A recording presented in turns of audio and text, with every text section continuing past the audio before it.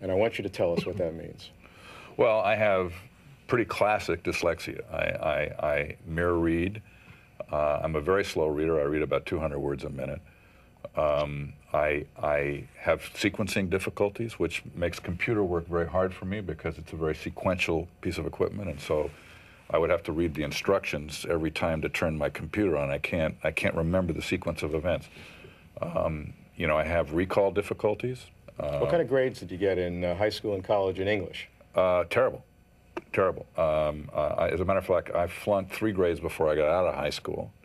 And I went back to my 20-year reunion at my high school. My English professor I love this story. Tell it. Was sort of circling me, and this guy had given me Fs through my whole you know, career as a student there, and he finally came up to me at the end of the evening, and by this time I'd won Emmys, and you know, I had a fairly high-profile career, and he came up to me and he said, "So," he says, you really make your living writing." Just shocked him.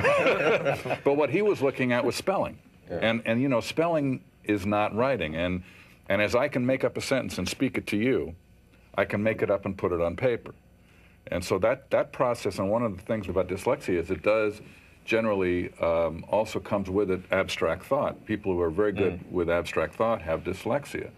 And Edison was dyslexic. Einstein, 2 of our greatest inventors, you know, that were dyslexic. Yeah, but yeah, in general, it's these 100 people I interviewed in my study of very creative individuals.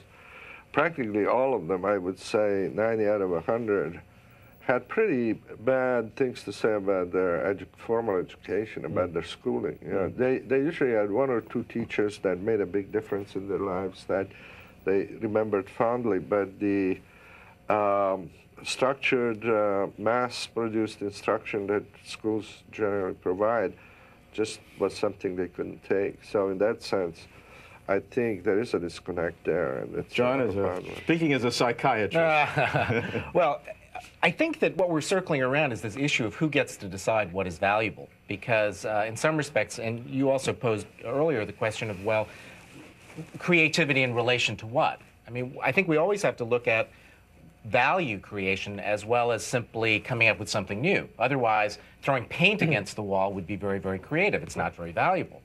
The question is who decides, and especially when you look at a social situation or an organization, there are plenty of people who are going to look at a new idea or somebody who's the creative troublemaker and say, you know, that's not particularly good. And so the question becomes, when does the perspective change so that that new idea really has its day in the sun? Well, the world is changing. I mean, we're entering an era where the creation of new knowledge is really the wealth and power of nations, organizations, and individuals. It's no longer just being a discipline in manufacturing or being intelligent in some rote way. It's really creating new knowledge. That's why, really, the United States is as successful as it is economically, and why there are economic problems elsewhere, is that we have a culture of risk-taking, of a respect of going to new frontiers, and we reward that. We have entrepreneurial institutions of venture and angel capital and employee stock options, all designed to create new knowledge in everything, music, graphic arts. The web is giving tremendous empowerment to the arts, because these web pages need pictures and music, and that's where wealth is being created today. We need a final question. This is a prediction from everyone. I want a short answer. 100 years from today, we want to fast forward 100 years. Where is creativity making its greatest contribution to society? Steve. Thank you, Robert.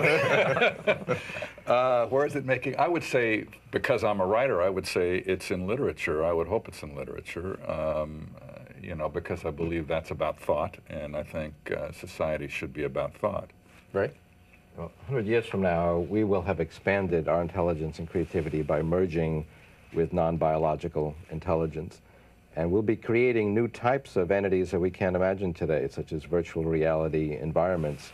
But we'll still have elements that are based in our foundation of music, art.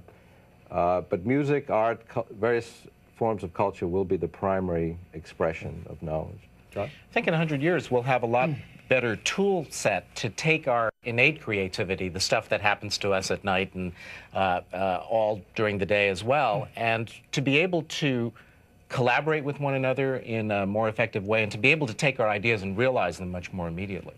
Well, I'd like to refer to something that Mike said a little while ago. The creative teacher, whether it was in 1800, 1900, this year, or 100 years from now, is going to be somebody who sees in each of his or her students what makes each of those people different and enables them as individuals to see their own futures when they're young. Right? Yeah, I think that the technological creativity that was described is certainly going to continue and flourish, but I'm not sure that will be the most important form of creativity that we will need in the future, which has to do really with finding our place in this evolving cosmos and try to find a way of live together, respect each other, and not try to destroy everything in order to feel good about ourselves.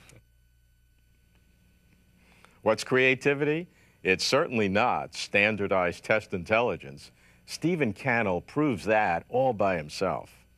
So how do you solve a problem creatively? Don't get too smart too quickly. Expert opinion stalls the creative engine. Oftentimes, it's our own voice that we need to listen to first.